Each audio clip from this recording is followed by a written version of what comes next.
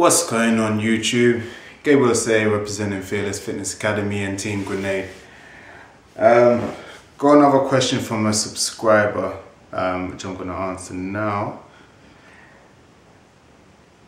So, I was wondering, Gabriel, what the best split would be to gain mass. I've been trying a different body part every day, but wondering if a push-pull slash leg routine would be better. With a three on, 1 off rotation. Thanks in advance, and that's from Louis Ashby. Alright, so he's asking if 1 push day, 1 pull day, and 1 leg day would work for him. So 3 days, those 3 days straight, 1 rest day, and then go back into 3 days working again. Now to build mass, you really need to be, the key to it is shifting heavy controlled weight. So you want to see your strength increase. Now I'm not saying like powerlifters. Powerlifters and like sportsmen a lot of the time will do exercises that they just need to shift weight as fast as possible. Being from an American football background myself, having played 6 years and also in Europe, all of my training back then was just moving weight as fast as possible. So, you know, power cleans, bench press, but kind of like the power lifters bench press, because you just see, one of the tests was how many reps can you get in, how many reps of 225 pounds can you get. So it was kind of like just practicing that. It didn't really form, not went out the window, but it was less strict. And, you know, I managed to get 24, but it was just kind of like just really fast. Bodybuilding, if you're looking to put on mass, you then need to look at a more controlled movement, time under tension training, and gradually work the weight up so you're putting more stress on the muscles. So to start off with, if you're trying to build mass, I wouldn't worry too much about, you know, don't make things too complicated in terms of splits and when to do this and when to do that. Just make sure you have enough time on each muscle group.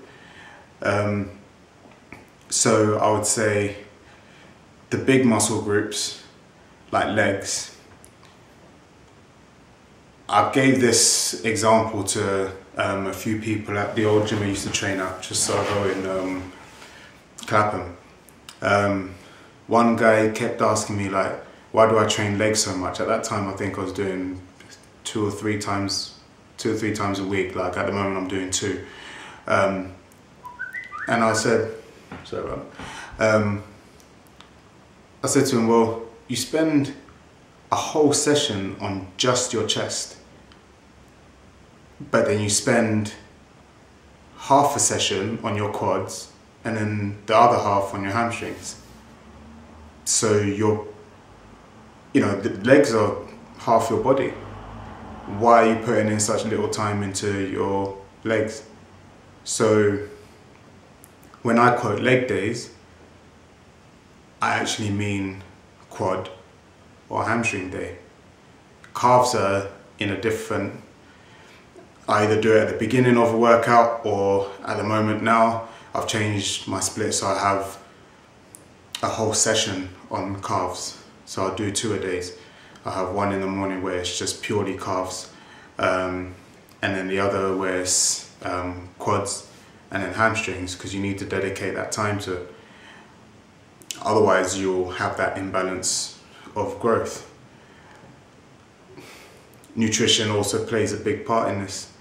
You can't, changing up your routine and making it complicated isn't going to make you grow.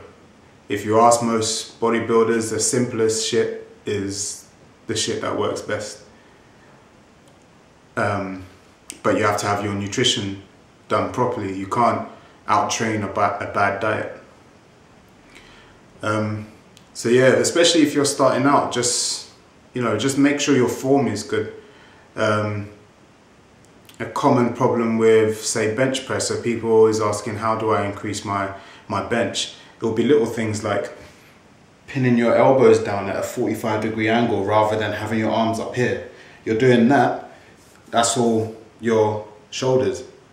I've been there, done that, got flipping huge front delts because of it.